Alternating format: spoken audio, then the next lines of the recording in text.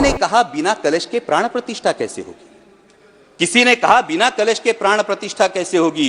किसी ने कहा जब चुनाव ही प्राण हो तो सोचो कौन सी प्रतिष्ठा दांव पे लगी होगी। लोग तो कुछ कहेंगे, लोगों का काम है कहना, आप जन की बात मत सुनना, सिर्फ मन की बात करना। फिर भी खुश थे हम, 500 साल का सपना जो पूरा हो रहा था, हमारे अंदर का हिंदू भी पूरी तरह से जाग गया था। इस वास्तविकता ने झंझोड़ना के बाद भी हम अंधभक्तों की तरह चलते गए। होश तो तब संभाला जब रामलल्ला के दर्शन हुए।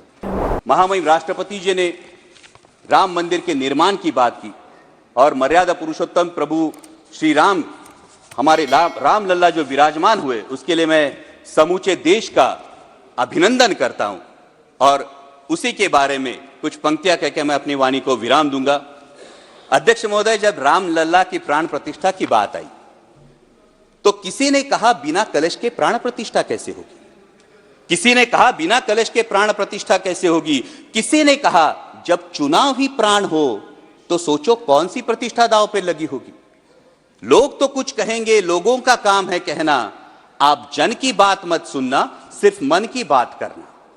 फिर भी खुश थे हम, 500 साल का सपना जो पूरा हो रहा था, हमारे अंदर का हिंदू भी पूरी तरह से जाग गया था।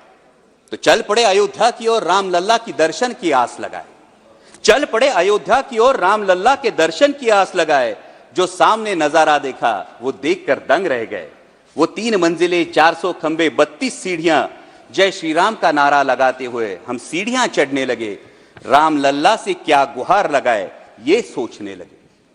पहली सीढ़ी पर याद आई महंगाई, पहली सीढ़ी पर याद आई महंगाई, दूसरी पर देश में बढ़ती बेरोजगारी, तीसरी पर पत्रकारिता की चरण चुंबकता, चौथी पर सेंट्रल एजेंसीज की संदिग्ध भूमिका। हर सीढ़ी पर कुछ न कुछ याद आ रहा था, हर सीढ़ी पर कुछ न कुछ याद आ रहा था।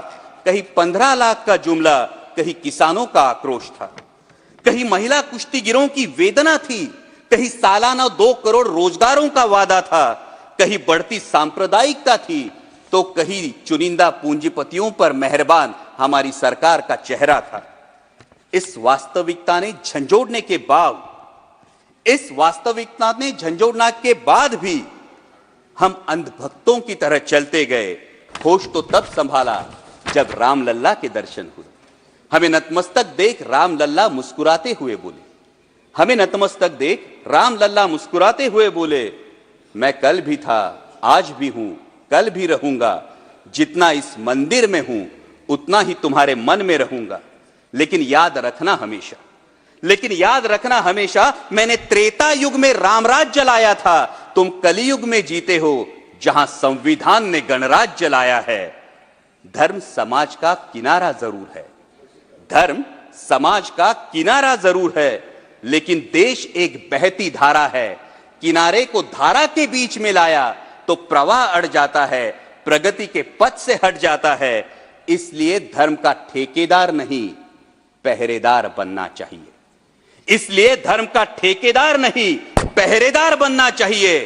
तुम रहो न रहो, वो रहे न रहे, ये देश रहना चाहिए, देश का संविधान रहना चाहिए, देश का लोकतंत्र रहना चाहिए।